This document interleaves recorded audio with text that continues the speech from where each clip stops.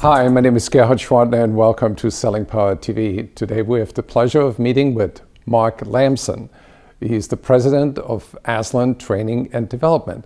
Welcome, Mark. Thanks, Gerhard, for having me. So, selling is getting harder.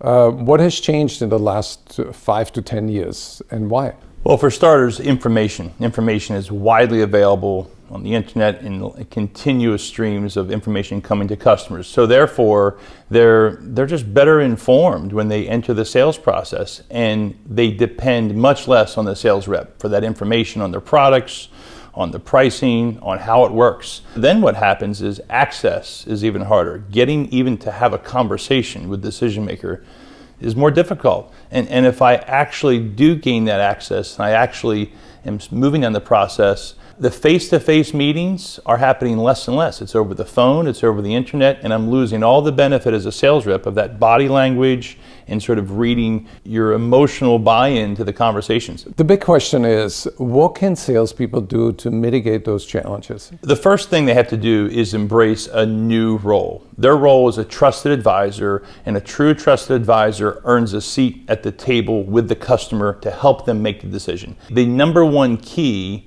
to getting the customer to invite you to their table is to get them more receptive. Because as you can imagine, customers, we find, are not very receptive to having you come in and sit beside them and help them with the decision process. So it's all about getting customers more receptive to your new role. Big question. How do you get customers more receptive? Well, there's a lot of options that reps have, and what we see from customers we work with is when the reps are realizing there's a receptivity problem, the customer is not receiving or listening or engaging with the rep, they usually choose from one of 4 different options. First, they go try to come up with that perfect message. Sales reps are overly focused on the seed, on the message, on the magical statement that's going to get the customer's attention, but it's really being planted into a unfertile soil or the customer's mind. The next option they have is to delay the conversation or delay planning until maybe the next season, and maybe there's another budget cycle coming.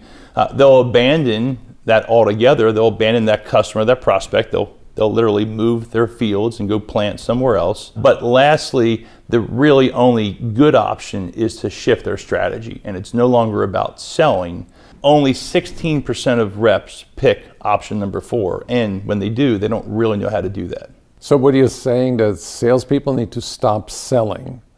How does that work? We focus on other-centered selling. Other-centered and being other-centered is really the key to driving that receptivity and stop selling, but becoming more of an advisor. So define other-centered. What does that mean? More empathy or better questions? It's a mindset. We talk about 4 steps of being other-centered. We talk about decide, making an actual decision to serve others. Choosing who you can serve. If you try to serve everyone, you serve no one. Then it becomes serve, and how do you actually serve? How do you really get into the unstated emotional needs that customers have? And lastly, we talk about seeking the truth about you and getting feedback and really being humble to a certain extent. If you can do those 4 things, you become other-centered, and that's significantly different from most self-centered people that are out there. So can you share an example where we put this into action? One of the concepts we teach is something called drop the rope. Simple concept. Tension's increasing. There's lots of tension in the sales process. If I give you a rope and I pull back, you're going to pull back. And I'm in a tug of war. Even if I win the tug of war, I'm not going to win the tug of war with the customer. And the only way to get out is to drop the rope. Drop the rope means it's your choice. I'm a salesperson, but you choose whether we meet or whether you buy. Another example is a concept we call taking the trip. We believe there's something called the polar principle that's in place. The polar principle is nobody wants to hear your perspective until they understand, you understand their perspective first. And if you can do that, then people are more open. So now you shared all this insight. How do you transform that in the salesperson's mind so it sticks in execution? Beliefs drive behaviors. If we help reps realize that it's really more effective to be other-centered, and they believe that, then they'll be other-centered and they'll change their behavior to be other-centered. It's really about fulfillment. We're most fulfilled when we serve others.